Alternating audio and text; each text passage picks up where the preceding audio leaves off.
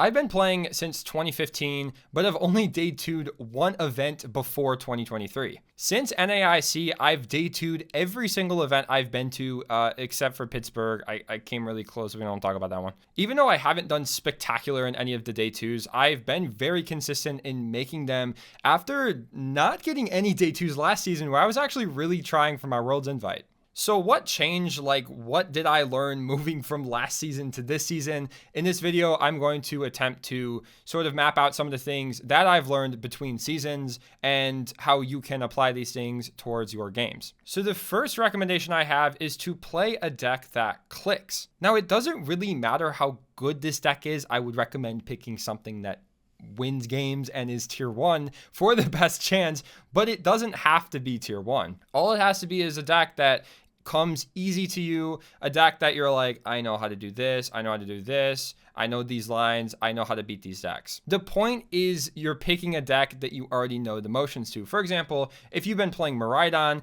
and you know that you have to boss this and this matchup to win, that you need to hit, X amount of generators to beat this matchup, then you have a pretty good idea of that deck, and that's the deck you should pick. This was, I think, the hardest part for me because last season I liked playing the hardest decks. I played like Kyogre, I played Giratina, I played Palkia Intel. These decks that require a lot of input just to get the same game wins as Arctura. It was only when I switched to Regis for Charlotte Regionals that I actually came really close to a day 2, losing my win in to the Regis mirror. And this is when I realized, I guess, during that Regionals of last season, that I was spending a lot of time thinking about the board, thinking about what I can do to actually win the game. And I guess before that, I've really only thought about, okay, what card do I pick off of flower selecting?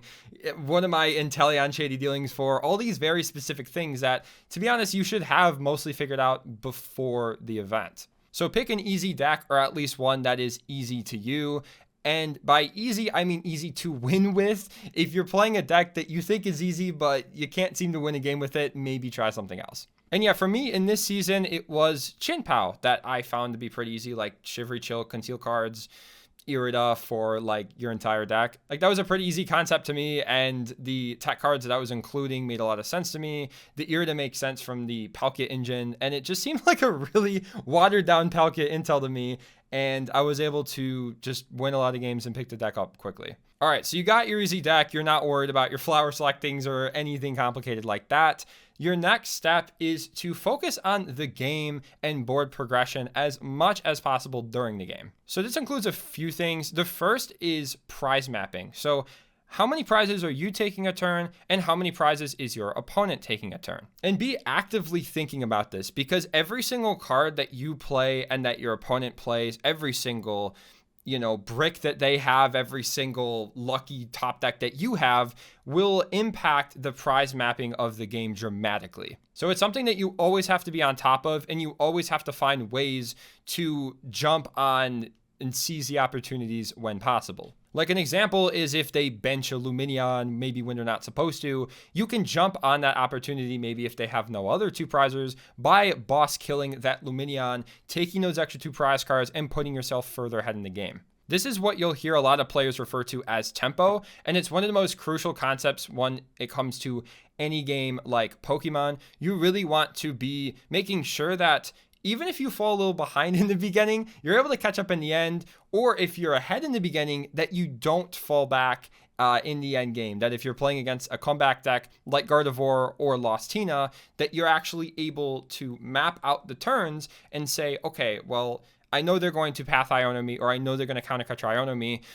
How am I going to respond to that in not just this turn, but 2, 3, 4 turns? With this game progression idea and board progression idea comes how your opponent plays as well. Because you hear all over the internet like, okay, this deck is favored into this deck, this matchup is slightly favorable, unfavored. Like, if I'm being honest, there's usually a lot that you can do in an unfavorable matchup on paper that can easily win you the game against players that play a certain way, use their resources a certain way, etc. So any vulnerabilities in the board state that you can exploit, or any resources that they might use excessively, you can definitely capitalize on. Like, just keep track of how they're playing. If they play weird in a certain way, that might mean that something crucial is prized. If they don't slam down a Guardia EX and start charging energies on and attacking, then maybe they prize both of them. So an example with this is playing against Giratina or like any Lost Zone deck. You can see the Lost Zone and a discard pile.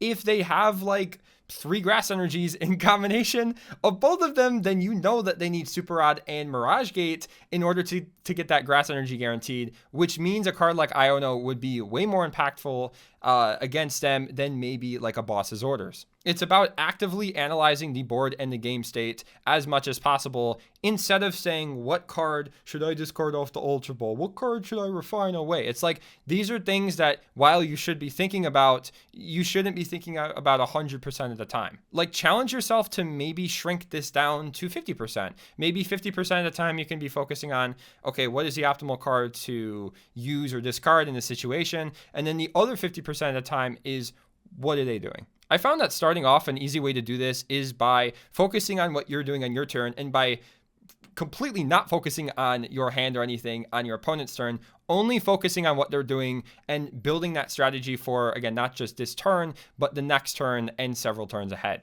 The third piece of advice that I would have, and I think something that has really hindered me personally in the last few seasons, is don't be flustered by your losses. Not just this, but also don't be overconfident about your wins either. I personally get like pretty emotional and, hard on myself when I lose games, especially when it's like multiple in a row, and getting in the mentality of like, I suck, like this was a horrible match, and just really taking it seriously can really affect future rounds, when in reality, the outcome of that round has zero implications on the rounds following it. It is completely independent. Like, if you are in that situation, just like do what you need to do. Food always helps me, like food and water. Usually you're kind of run down during the day anyways, so extra food and extra water would always help. If your friends are down for it, just like rant to them. Like, that's what I always do.